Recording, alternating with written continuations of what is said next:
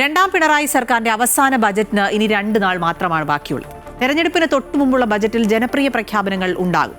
ക്ഷേമ പെൻഷൻ വർധനയും ജീവനക്കാരുടെ DA കുടിശ്ശിക വിതരണവും റബ്ബറിന്റെ താങ്ങുവില ഉയർത്തുന്നതും പരിഗണിക്കുന്നുണ്ട്. അതേസമയം സാമ്പത്തിക പ്രതിസന്ധിക്കിടെ വോട്ടർമാരെ തൃപ്തിപ്പെടുത്തുന്ന പ്രഖ്യാപനങ്ങൾ നടത്തുക എന്നത് സർക്കാരിനെ സംബന്ധിച്ച് വലിയ വെല്ലുവിളിയാണ്. നിർണായകമായ നിയമസഭാ തെരഞ്ഞെടുപ്പിന് ആഴ്ചകൾ ബാക്കി നിൽക്കെയാണ് രണ്ടാം പിണറായി സർക്കാർ ബജറ്റ് അവതരിപ്പിക്കുന്നത്. തദ്ദേശ തെരഞ്ഞെടുപ്പിലെ കനത്ത തോൽവിയിൽ നിന്ന് കരകയറാൻ ബജറ്റിലെ വമ്പൻ പ്രഖ്യാപനങ്ങളിലൂടെ കഴിയുമെന്നാണ് കണക്കുകൂട്ടൽ. തദ്ദേശ തെരഞ്ഞെടുപ്പിന് തൊട്ടുമുമ്പ് മുഖ്യമന്ത്രി പ്രഖ്യാപനങ്ങൾ വാരിക്കോരി നടത്തിയിട്ടും പക്ഷേ അപ്രതീക്ഷിത തിരിച്ചടിയാണ് ഉണ്ടായത്. എന്നാൽ നിയമസഭാ തെരഞ്ഞെടുപ്പിൽ ക്ഷേമ പദ്ധതികളുടെ പ്രഖ്യാപനം അനുകൂലമാകുമെന്നാണ് പ്രതീക്ഷിക്കുന്നത്. സാമൂഹ്യക്ഷേമ പെൻഷൻ 2500 രൂപയായി ഉയർത്തുമെന്ന പ്രകടന പത്രികയിലെ വാഗ്ദാനം രണ്ടാം പിണറായി സർക്കാർ പടിയിറങ്ങുമ്പോൾ നടപ്പിലാക്കുമോ എന്നാണ് ഏവരും ഉറ്റുനോക്കുന്നത്.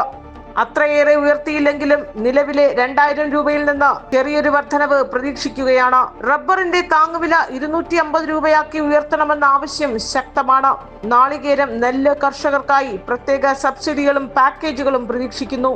സർക്കാർ ജീവനക്കാരുടെ DA കുടിശ്ശിക വിതരണവും ശമ്പള പരിഷ്കരണ പ്രഖ്യാപനവും ഉണ്ടാകുമെന്നാണ് സൂചന.